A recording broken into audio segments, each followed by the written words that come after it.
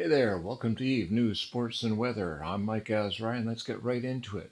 This week we're mainly focusing on sports because the Alliance Tournament feeder rounds has begun, and some of the battles have been fantastic to watch.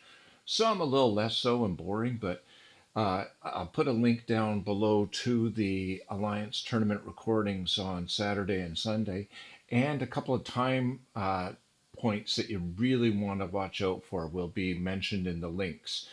Both of the time links are on Sunday because some fun stuff happened then that I did want to mention.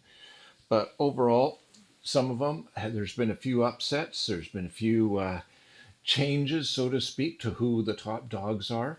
This is the feeder rounds for the main Alliance tournament, which means come October will be the big Alliance tournament, but they had more people applying to be in it than there were spaces. So this is kind of like the regionals to get into the nationals or internationals.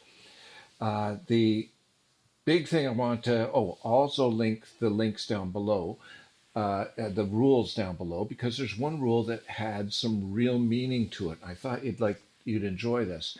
The size of the arena in the Alliance feeders is a radius of 125 kilometers. Now there's a few jump points placed within it, 8 I believe, forming a cube within this giant sphere at the radius of about 82.5 or 87 kilometers from center. But the thing is, the boundary is very, very heavily enforced, which means if you fly outside of it, your ship is gone. And a few people found this out in a couple of different ways. Now, there actually is a record being tried for that if you know you've lost, people will head for one of the jump points and use it to slingshot themselves way out of the boundary and see how far they can jump, trying to set the furthest suicide jump, so to speak. They call it the Edge of Glory. And I think the record is 212 kilometers, but I'm not 100% sure on that. But a few pilots have crossed that boundary unintentionally. In other words, they weren't trying for the Edge of Glory.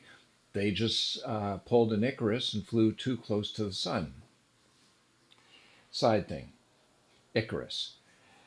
In the Icelandic airport, there was this huge sculpture, and I actually had to track down the little plaque that memorialized it because I'm going, there's no way that's what I think it is.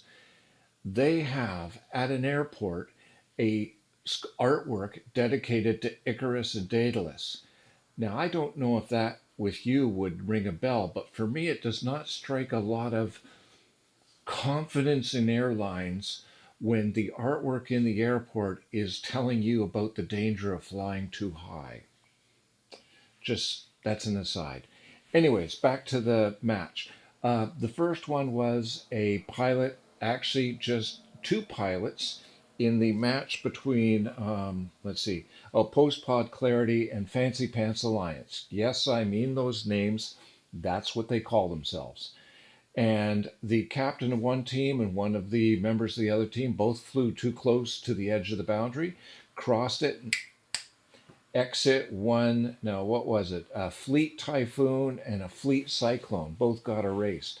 The team that lost the Typhoon lost a few more points because it's worth more than Cyclone is. But Post-Pod Clarity, even though they lost their captain, dropped a few extra points because their guy was worth more than the other team, still managed to pull out a win and win that match.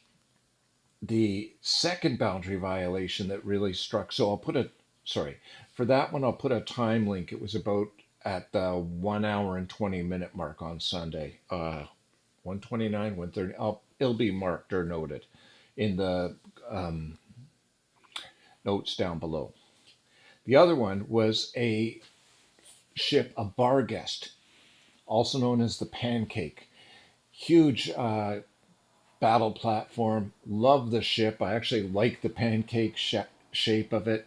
I think it's a beautiful ship, and it was flying right along the edge because it had missiles, so it had range. So it was just trying to pull back from the action, so it could pound with immunity and be out of the reach of some of the enemy.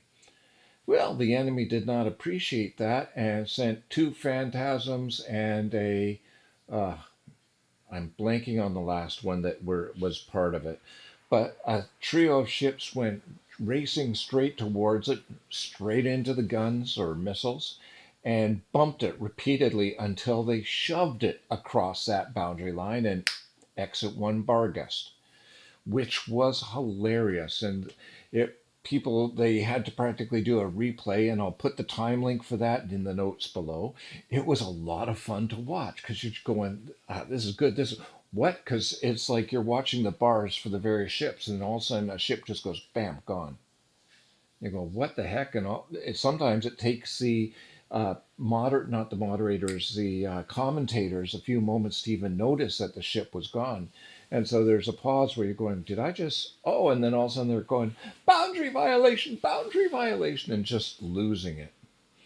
It if you get some time, if you want to watch a bit of Eve, I actually recommend I watch it live. I was doing Operation Magic School Bus, an event, so I was doing what I call bus depot days, where I was actually stationary and people could come to me. And in the weekend, I gave away somewhere between 3 and 4 billion in ships to players who showed up to a bus depot day. Fundraising in November is going to be interesting because I'm going to need it.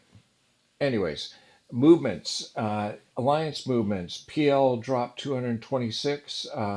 Corporation Eve Uni went up 100. Init is climbing week over week and doing a really steady growth rate. In violence, nullsec, it was Golf, TAC, Quebec, Tango, Sierra, Delta, with 443 killed, 362 pods. In low sec, it was Tama, 610 over 373. And in high sec, it was Jita as usual. Witra coming in second at 4. Jita at 451 over 228. NPC kills was OTAC N589 with about 40,000 ships destroyed in a 24-hour period. So again, if you're hunting bots, that might be a good place to look because I find it really hard to believe that a player did that. Could be wrong, but I'm not there, but I'm just saying my opinion. Funny thing is, if you watch the feeder tournament live and link in via Twitch and identify yourself by your in-game name or do what is it, exclamation mark IGN, and then your in-game name, you qualify for drops. Sometimes they hand out skins. On this past weekend, they were handing out a Starseed booster, which is funny because here I am wearing a Quaif shirt, which is another imaginary drink invented by CCP and EVE Online. Starseed's a new one, up and coming to supplant Quaif.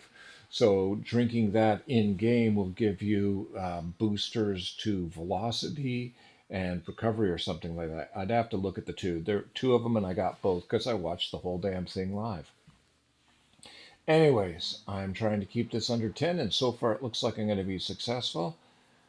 Bit of cherry moonshine, and I hope you have a great week. It is back to school for them of you as what are going back to school. I've only had one teacher nightmare because I'm retired now, so I don't think as much about school as I used to. But trust me, in late August, early September, most teachers I know do confess that they have nightmares about going back to school. Kids don't want to go back, and hell, neither do us teachers. But to those of you who believe in education, kampai.